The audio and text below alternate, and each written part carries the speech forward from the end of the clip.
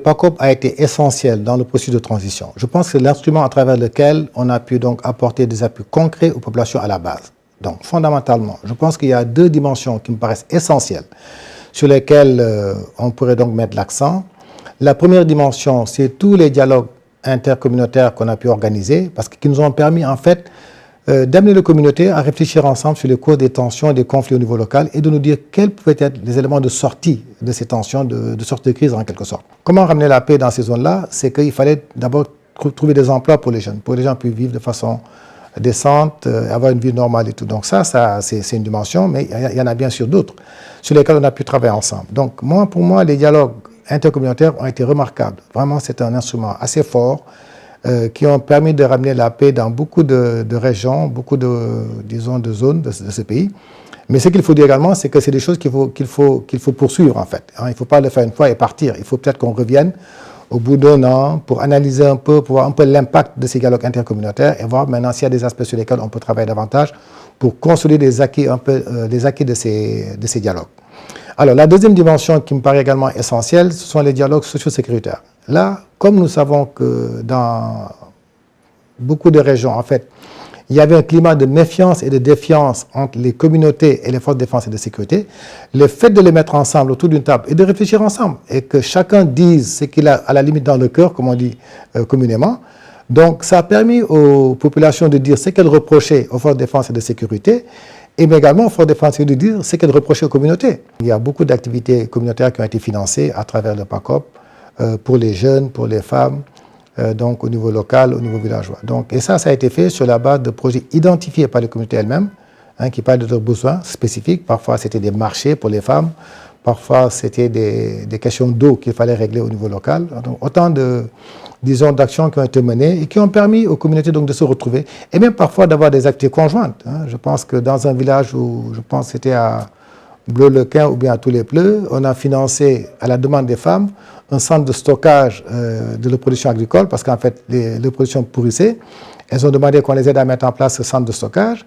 Ça a été construit, mais elles l'ont co-géré. Donc, des femmes qui ne se parlaient pas auparavant, maintenant sont retrouvées à co-gérer un centre de stockage de leurs vivres.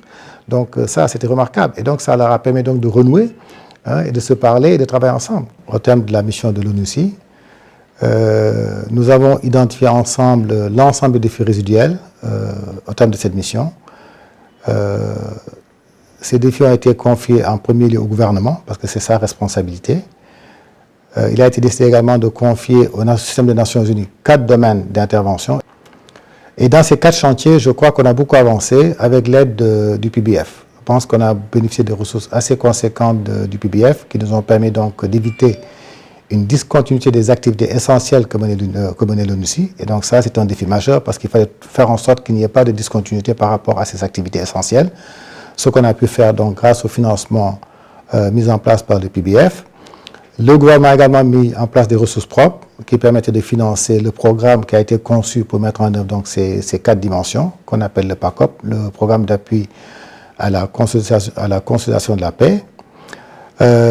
Nous avons également bénéficié d'un financement du Japon de l'ordre de 3,5 millions de dollars, mais également de l'Union européenne.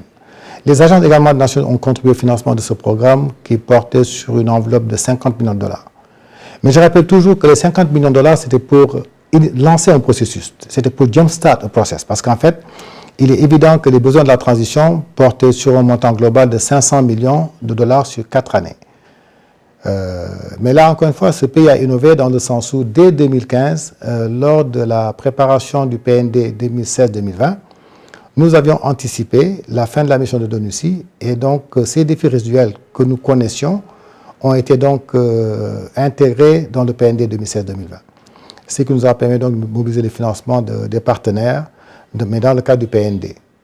Donc sur les 500 millions, disons, qui avaient été identifiés pour le programme global de transition, on peut dire aujourd'hui qu'on a mobilisé 250 à 300 millions financés par les partenaires au développement. Nous avions un programme qui portait sur 4 années. Donc on est à 2 ans de la transition, c'est dire encore une fois qu'il y a encore des activités qu'il faut poursuivre. Mais l'essentiel, c'est de comprendre également que nous sommes dans des défis qui sont des défis à long terme. Vous savez, quand on parle de cohésion sociale, ce n'est pas une œuvre de 6 mois, de 2 mois, non, ça prend du temps. hein, bon, ce qu'on appelle des tendances lourdes, long-term undertaking, donc tout ce qui est cohésion sociale, tout ce qui est réconciliation, ça prend du temps. Donc on est à mi-chemin de ce parcours, mais cela reste et demeure des défis essentiels. Ça, je dois dire que ce sont les deux aspects sur lesquels je pense qu'il va falloir mettre l'accent dans les années à venir. Alors, nous avons fait une première analyse un peu des tensions, des défis, en tout cas liés donc à la préparation des élections présidentielles de 2020.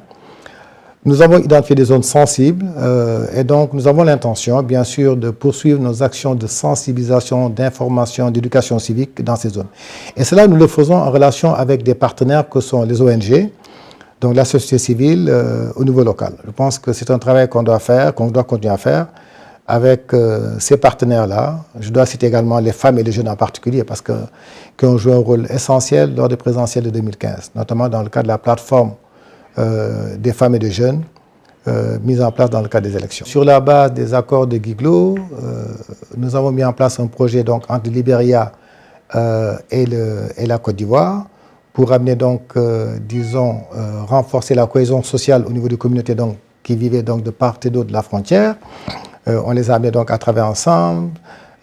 Nous avons donc mis en place un système de sécurité pendant les élections qui se sont passées au Libéria.